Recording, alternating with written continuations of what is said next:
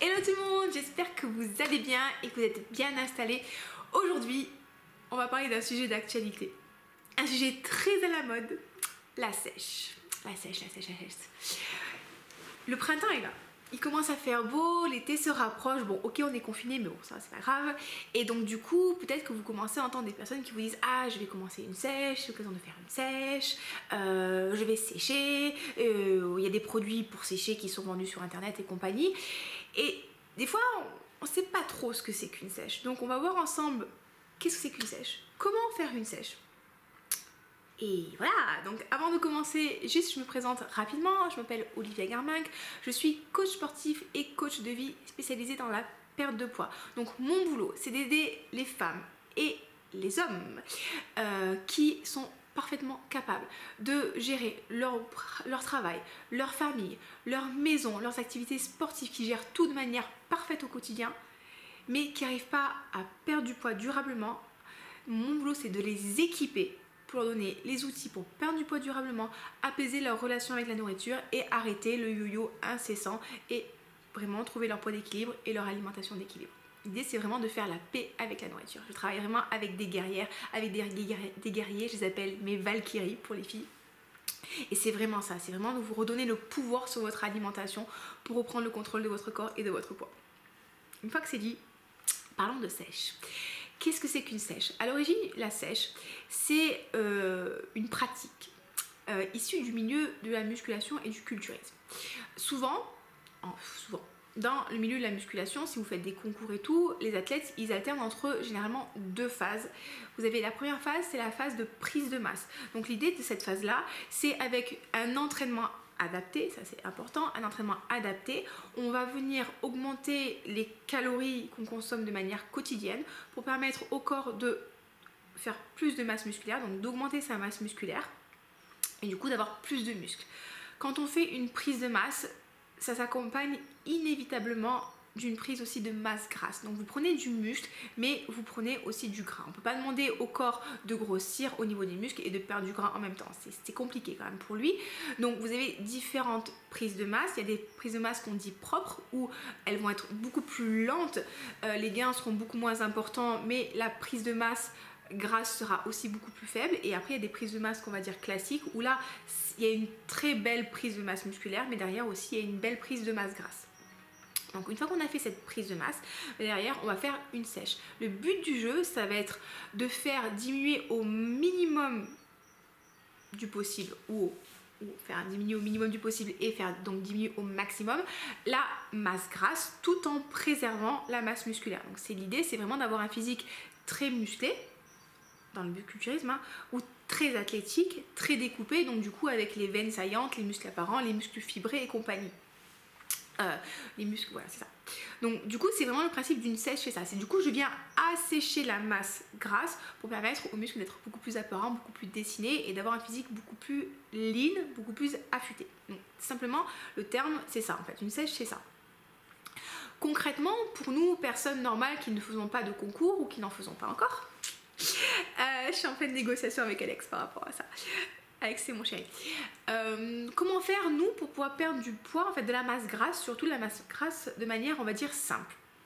La première méthode, et c'est une méthode parmi tant d'autres, d'accord, il existe des dizaines de méthodes de perte de masse grasse, d'accord, donc il n'y en a pas une qui est meilleure qu'une autre, il y en a juste qui vont plus fonctionner en fonction de vous, de vos habitudes, par rapport à d'autres, d'accord. Donc la première méthode, on va dire, c'est la plus simple, ça va être simplement d'arrêter de consommer des sucres raffinés, des sucres ajoutés dans votre alimentation. Ça veut dire quoi? Ça veut dire arrêter les sucreries, ça veut dire arrêter les sodas, ça va être arrêter les produits transformés, donc ça veut dire arrêter les biscuits, le chocolat, le coca, l'alcool aussi, les plats préparés. D'accord? La première méthode, ça va être ça. Et les produits transformés, dans les produits transformés, je mets aussi, et là vous n'allez pas être content, les pâtes et le pain. Mais ça ne veut pas dire qu'on ne mange pas de féculents, d'accord? Donc on va essayer de limiter au maximum les produits transformés, arrêter le sucre, arrêter l'alcool. Et voilà, donc ça c'est déjà la première chose à faire. Déjà, rien que de faire ça, ça peut déjà vous aider à perdre du poids si vous avez une alimentation qui est un petit peu déstructurée. Donc simplement, on va commencer par faire ça. Très très simple. Par exemple, si vous avez tendance à faire, on va dire, 5 repas par jour, donc 3 repas plus 2 collations, peut-être qu'on va pouvoir commencer à enlever la collation du matin. Si vous avez tendance à vous resservir, on va simplement déjà arrêter de se resservir. Juste ça, juste commencer, on va dire, un rééquilibrage alimentaire, ça va vous permettre déjà de perdre les premiers kilos. Très très simple. Deuxième méthode, on va dire qui est un petit peu plus poussée, là ça va être de commencer à noter tout ce qu'on consomme au quotidien, c'est-à-dire de vraiment noter ce qu'on mange, tout ce qui rentre dans notre bouche en fait, tout ce qu'on mange et ce qu'on boit qui contient des calories. Donc si par exemple vous buvez un jus de fruits, un smoothie, vous allez le mettre.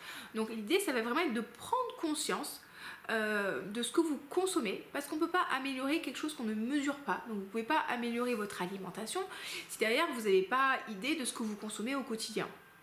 Donc vous allez noter tout ce que vous mangez, tout ce que vous buvez qui contient des calories, et derrière vous allez articuler vos prises alimentaires sur un socle qui va être un apport en protéines de bonne qualité, d'accord. Donc si vous consommez des protéines animales, ça va être idéalement dans un monde parfait des protéines issues de l'agriculture bio, donc des viandes de bio, des œufs bio, du poisson élevé en pêche responsable et compagnie de bonne qualité. Ça va être un apport en légumes, donc en légumes pas les tubercules, hein, donc pas forcément les pommes de terre et compagnie, hein, vraiment des légumes, on va dire des crudités, des légumes verts et des crudités. Et un apport en graisses de bonne qualité. Donc ce que j'appelle les graisses de bonne qualité, ça va être les graisses issues des huiles végétales vierges, ça va être les graisses issues des oléagineux, donc ça va être les noix, les cacahuètes non salées, ça va être les amandes, ça peut être les noix de cajou, les noix de pécan, donc tout ce qui va être noix, ça peut être le poisson gras, les poissons gras, ça peut être l'avocat par exemple, donc les graisses de bonne qualité. Ça va être votre socle. Chaque prise alimentaire doit contenir des protéines de bonne qualité, des huiles de bonne qualité, enfin des graisses de bonne qualité et des légumes. Une fois que vous avez ça, vous allez pouvoir rajouter en fonction de vos besoins, de votre activité physique, de votre faim, derrière des féculents. Donc au niveau des féculents, vous avez des glucides complexes. Vous avez, encore une fois, privilégier tout ce qui est sucre complexe non raffiné. Donc ce que je veux dire par là, ça va être le riz, le hébli, le quinoa, ça peut être les châtaignes, ça peut être les haricots rouges, les haricots rouges, les flageolets, ça peut être les pois chiches, qu'est-ce que vous avez encore d'autre? Vous avez les lentilles, les châtaignes je vous l'ai dit, ouais les châtaignes je vous l'ai dit, vous avez quoi d'autre? Vous avez la patate douce, vous avez la pomme de terre aussi, donc vraiment privilégier au maximum tous les sucres qui sont non raffinés. Et je suis désolée, mais le pain, même le pain complet et les pâtes, même les pâtes complètes, même les pâtes sans gluten, ce sont des sucres raffinés parce que ce sont des sucres qui n'existent pas dans la nature comme ça. Si vous voulez savoir si le sucre est raffiné ou pas, c'est facile. Est-ce que ça pousse sur terre? Oui, non. Est-ce que ça pousse sur un arbre? Oui, non. Si c'est non, c'est raffiné. Si ça pousse pas sur terre, dans la terre, sur terre, c'est raffiné. Donc c'est assez facile. On privilégie au maximum les glucides non raffinés et derrière après vous pouvez compléter bien sûr avec des fruits si vous voulez en quantité raisonnée 1 à 2 maximum par jour et aussi bien sûr des produits laitiers si vous voulez en consommer, si vous en consommez. Donc ça c'est la deuxième méthode. Donc encore une fois je note tout ce que je mange, ça me permet de prendre conscience de ce que je consomme au quotidien et après j'ajuste avec mon socle protéines, végétaux et graisse. Pourquoi je vous dis de noter? Parce que des fois on est pétri de bonnes intentions et en fait on se rend pas compte de ce qu'on consomme. Je vais vous donner un exemple, c'était assez rigolo. C'était ce matin, j'étais en coaching avec un de mes clients et c'était rigolo parce qu'il me disait qu'il était déçu de sa perte de poids. Cette semaine il avait perdu que 700 grammes. Que 800 grammes et donc du coup on discute un petit peu, on parle de ça, de cette déception. Je travaille beaucoup sur les émotions, la gestion des émotions et du coup quand on discute en fait il me dit ouais c'est vrai que bon cette semaine j'ai quand même mangé une barre Snickers, j'ai quand même mangé une mousse au chocolat, j'ai quand même fait ci, j'ai quand même fait ça et finalement vous voyez on a l'impression qu'on mange sainement mais on mange plein de petites choses en fait qui sont pas forcément hyper saines et qui vont dans la direction de notre perte de poids. Je dis pas que manger une mousse au chocolat de temps en temps, un Snickers de temps en temps c'est mauvais pour vous, ça va vous faire grossir. Non, je dis simplement que si vous êtes dans une démarche de perte de poids, il va falloir être conscient de ce qu'on consomme Parce que des fois, c'est le sneakers qui va vous empêcher de perdre du poids. Ça va pas vous faire forcément grossir, mais ça va vous empêcher de perdre du poids. Et du coup, le fait de noter, et souvent ce que je propose à mes clients, c'est de stabiloter, pas forcément en rouge, hein, mais en jaune ou en vert, tous les produits sucrés que vous consommez, tous les sucres raffinés. Vous allez vous rendre compte que des fois, on en consomme bien plus que ce qu'on pensait. Des fois, on se rend pas compte, mais on mange un petit peu de pain avec des pâtes, ou on va manger beaucoup trop de glucides complexes, des trucs comme ça, et du coup, ça peut plomber une perte de poids. Donc, je note et après, j'ajuste. Deuxième méthode, très très facile. Ça prend un petit peu de temps. Vous allez me dire oui, c'est chiant. Et moi, je vais vous répondre qu'est-ce qui est le plus chiant, c'est noter ce que tu manges ou c'est te regarder dans le miroir tous les jours et te trouver pas bien. Voilà, fin de la discussion. Troisième possibilité, ça c'est quelque chose que je fais moi, donc personnellement je trouve que ça me convient bien, c'est je calcule mes calories. Et donc du coup, en fonction de mes calories et de mes besoins, je vais adapter mon alimentation. Donc comment procéder? Vraiment, moi ce que je vous conseille pour être au plus proche de vos besoins à vous, ça va être pendant 2 semaines de noter tout ce que vous consommez et de le mettre dans une application type LifeSum, MyFitnessPal. Enfin, il y a plein d'applications comme ça qui vous permettent de calculer le nombre de calories que vous consommez au quotidien. Pendant 2 semaines, vous allez absolument rentrer tout ce que vous consommez dans cette application et voir l'évolution de votre poids. Si votre poids il monte, bon forcément ça veut dire que vous mangez un petit peu trop. Si votre poids diminue, ça veut dire que vous êtes sur des calories en fait de perte de poids. Mais si votre poids est stable, ça veut dire qu'on a les calories de maintien. C'est-à-dire qu'on a les calories qu'il faut à votre corps pour maintenir son poids, c'est-à-dire sans forcément monter, sans forcément diminuer. Une fois qu'on a ces calories, on va venir donc diminuer légèrement, donc à peu près 10% cet apport calorique pour pouvoir avoir les calories de sèche. Par exemple, très concret, je consomme 2500 calories en calories de maintien. Donc quand j'ai commencé ma sèche, je suis descendue à 2250. Vous voyez, j'ai perdu 250 calories sur mes journées. Donc une fois que vous avez ce total de calories, on va répartir ces calories en fonction des 3 macronutriments, protéines, glucides et lipides. Comment faire? Vous allez prendre votre poids en kilos, donc moi je pèse 75 kilos.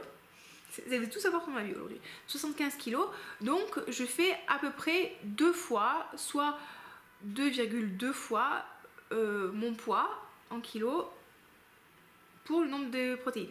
C'est compliqué à dire comme phrase. Donc admettons 75 kg x 2, ça me fait 150 grammes de protéines par jour. Donc moi je suis à 160 grammes. Donc 150 grammes minimum de protéines par jour. Une fois que j'ai ces 150 grammes de protéines par jour, je vais prendre encore une fois mon poids et je vais faire de ce poids le nombre de grammes de lipides par jour. Donc par exemple 75 kg, ça fait 75 grammes de lipides par jour. Et les calories qui vont me rester, ça sera mes grammes en glucides. Pour rappel, 1 g de protéines, ça équivaut à 4 kcal. 1 g de lipides, ça équivaut à 9 kcal. Et 1 g de glucides, c'est 4 kcal. Et l'alcool, c'est 7 kcal. Donc du coup, j'ai mes 150 x 4 pour les protéines en calories. Donc ça fait 600 calories de protéines. J'ai mes 75 x 9, ça fait, on va dire, à la louche, 700, 600, on va dire 680 calories de gras. Et donc du coup, le reste, en fait, donc 2250 moins mes calories de gras, moins mes calories de protéines, ça me fait les calories restantes en glucides. Est-ce que justement, je suis claire? Donc du coup, vous avez un nombre de calories restants que vous divisez par 4 et ça vous donne le nombre de grammes de glucides que vous pouvez consommer par jour. Sachant que en fait le plus important c'est les protéines. Si vous avez votre total de protéines, en fait vous allez pouvoir ajuster, j'ai pas envie de dire comme vous voulez, mais oui pourquoi pas, les protéines et les lipides. Personnellement, je suis très sensible aux glucides. Quand je dis très sensible aux glucides, ça veut dire que si je mange un peu trop de glucides, j'ai des baisses d'énergie, j'ai des coups de pompe, j'ai le ventre qui gonfle, je me transforme en usine à gaz. Bon, du coup c'est pas génial. Vous êtes content de le savoir, hein. Donc du coup, volontairement, j'ai monté mes lipides à 90 grammes et j'ai descendu par exemple mes glucides à 200 grammes par jour, vous voyez. Donc on peut s'amuser à jouer comme ça en fonction de ce qu'on préfère consommer. Et donc du coup, une fois qu'on a nos calories, une fois qu'on a nos macronutriments, donc les protéines, les glucides et les lipides, et ben du coup, on va manger pour venir compléter ses besoins journaliers, donc toujours en notant. Et on va voir l'évolution du poids. Si votre poids diminue, c'est nickel, on continue comme ça sans rien changer et on voit ce qui se passe. Quand le poids commence à ne plus descendre, donc quand il descend pas, on regarde pas au bout d'une semaine, d'accord? On regarde pas au bout de 2-3 jours, on attend une semaine, 2 semaines. Si effectivement au bout de 2 semaines le poids ne descend pas, on va commencer à ajuster. Et là on peut ajuster de deux manières différentes. On peut ajuster soit en augmentant un petit peu l'activité physique, donc pourquoi pas rajouter 1 à 2 séances cardio par semaine, soit on peut ajuster en diminuant les calories. Donc on va encore diminuer de 10%. L'idée c'est vraiment d'y aller très progressivement, parce qu'en fait votre corps, moins vous lui donnez de calories et moins il va se mettre à brûler. Donc si vous descendez de manière très forte dès le début, et ben du coup votre métabolisme va s'adapter et votre corps il va brûler de moins en moins, et du coup vous allez être obligé de descendre beaucoup les calories pour continuer à perdre du poids. Par exemple, encore un exemple très concret, quand j'ai voulu commencer ma sèche, j'ai voulu regarder combien de calories LiveSum me proposait, et LiveSum me proposait 1700 calories par jour. Vous voyez, 1700 calories par jour, et à côté moi je suis à 2250. Donc si j'avais commencé à 1700 par jour, déjà j'aurais eu très faim. Ça aurait été très difficile pour moi à gérer, parce que du coup je passais de 2500 à 700, donc ça faisait quand même 800 calories de moins par jour, et en fait j'aurais flingué mon métabolisme, parce que du coup dès le début j'aurais descendu énormément et mon corps aurait appris à fonctionner à 1700, et du coup en fait j'aurais été obligée de descendre à 1500 et peut-être 1200 pour continuer à perdre du poids. Vous voyez, ça va pas quoi. Donc l'idée c'est vraiment ça, c'est de partir en fonction de vos besoins à vous journaliers, de diminuer de 10% et de voir comment le corps y réagit, et au fur et à mesure on ajuste avec un petit peu plus de cardio si nécessaire, et ou un peu moins de calories, et on va descendre comme ça jusqu'à atteindre le poids désiré. Donc voilà les amis, juste avant de vous laisser, je voulais faire une précision. Faire une sèche, ça va marcher sur le long terme, encore une fois, que si vous avez une relation naturelle, normale avec la nourriture. Ah, les doudous qui arrivent. Si vous avez des moments où vous avez tendance à grignoter de manière frénétique, si vous avez des moments où vous avez des crises où vous mangez tout ce qui se passe dans le placard, si vous avez des moments où vous faites de l'hyperphagie, vous avez des compulsions alimentaires, vous avez des comportements anorexiques, et vous le savez, au fond de vous, vous le savez, que vous avez une relation qui n'est pas saine avec la nourriture, excusez-moi, hein, c'est Doudou qui fait le pénible, je fais le pénible, ça va pas marcher, la sèche ne va pas marcher, parce que du coup en fait tous vos efforts vont être systématiquement flingués par vos crises derrière, ou alors vous allez tenir pendant 1 semaine, 2 semaines, 3 semaines, et derrière vous allez lâcher parce que vous n'aurez pas réglé le problème en amont. Et le problème c'est pourquoi est-ce que je mange alors que j'ai pas faim. Et ça c'est vraiment mon travail, c'est vous permettre de vous équiper pour arrêter de manger quand vous n'avez pas faim, arrêter les compulsions, arrêter ces comportements automatique où on a l'impression qu'on est complètement en perte de contrôle. C'est vraiment mon taf, vous permettre de faire la paix avec la nourriture, pour qu'une fois que vous avez fait la paix avec la nourriture, vous soyez capable de suivre n'importe quel programme alimentaire sainement, sereinement, et que vraiment ça marche. Parce que si vous n'avez pas réglé le problème de fond, donc pourquoi est-ce que vous mangez, quelles sont vos pensées identitaires par rapport à ça, qu'est-ce qui se passe dans votre tête quand vous vous autorisez à manger un truc alors que vous ne l'aviez pas voulu au début, et vous allez pouvoir faire n'importe quel régime, et vous le savez parce que ça fait des années que vous le faites, ça va marcher pendant un moment, et derrière le poids il va remonter. Donc moi vraiment ce que je veux, c'est vous permettre d'arrêter de vous battre et de régler le problème définitivement. Donc voilà comment vous pouvez faire des sèches. Encore une fois, il y a plein de méthodes différentes qui existent. Je n'ai pas la vérité vraie. Je vous parle de choses qui marchent pour moi, que j'ai expérimenté, que mes clients aussi expérimentent et qui marchent pour eux. Mais encore une fois, il y a plein de méthodes différentes. On peut cycler les glucides, on peut faire du cétogène. Il y a plein de choses différentes. Encore une fois, l'idée c'est de trouver la méthode qui marche pour vous.